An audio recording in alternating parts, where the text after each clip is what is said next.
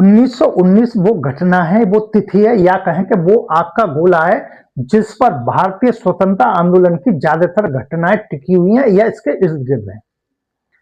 1919 में जब जलियांवाला कांड हुआ, लोग मारे गए, तो भारत की जनता समझ चुकी थी कि अब आजादी जो है बलिदान मांग रही है। लेकिन भारत की जनता ने, भारत के युवाओं ने फिर भी अंग्रेजों से 10 साल तक आंदोलन, छोटे मोटे आंदोलन किए, रिक्वेस्ट की, सविनय किया, लेकिन वो नहीं माने। तो फिर इसके 10 साल बाद, 10 साल तक ये कार्यक्रम चलते रहे, लेकिन फिर भी 10 साल बाद, 10 साल का समय दिया, कितना? 10 ईयर।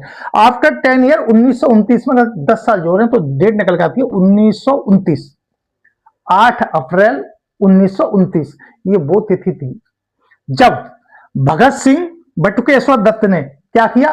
केंद्रीय असेंबली दिल्ली में, केंद्रीय असेंबली दिल्ली में बम फेंका।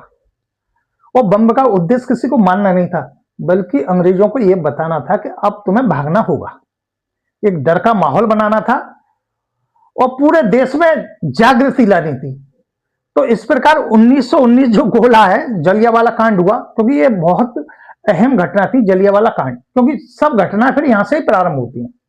तो इसमें 10 साल बाद, यानी 10 साल तक का समय दिया कि 10 साल या तो हमारे लिए सोचो और आप जाओ, नहीं जाते तो हम अपना रास्ता चुनेंगे। और भारतीय युवाओं ने अपना रास्ता चुना, भले वो हिंसा का था, लेकिन आजादी के लिए कभी कभी हिंसा भी जरूरी है।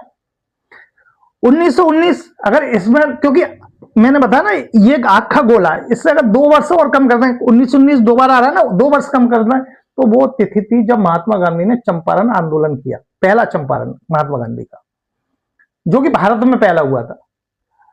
नहीं तो महात्मा गांधी का अगर देखा जाए तो सबसे पहला आंदोलन 1906 में कहां किया था? साउथ अफ्रीका में। ऐसे 1919 में 2 वर्ष कम किए, 17, यानी कि चंपारण आंदोलन, अगर उसमें भी 2 वर्ष कम कर दें, यानी 17 में भी 2 कम करें तो 15 निकल के आएगी, 1915, यानी वो डेट जब महात्मा गांधी भारत वापस आए साउथ अफ्रीका से। तो इस प्रकार ये डेट जो है बहुत अहम है, केवल ये डेट याद करो, ये आधार बनेगा और इससे आप सब डेट याद कर लेंगे। चैनल को सब्सक्राइब जरूर कर दें, जहां से हम ऐसी नई वीडियो आपके लिए जरूर लेके आए। जय हिंद।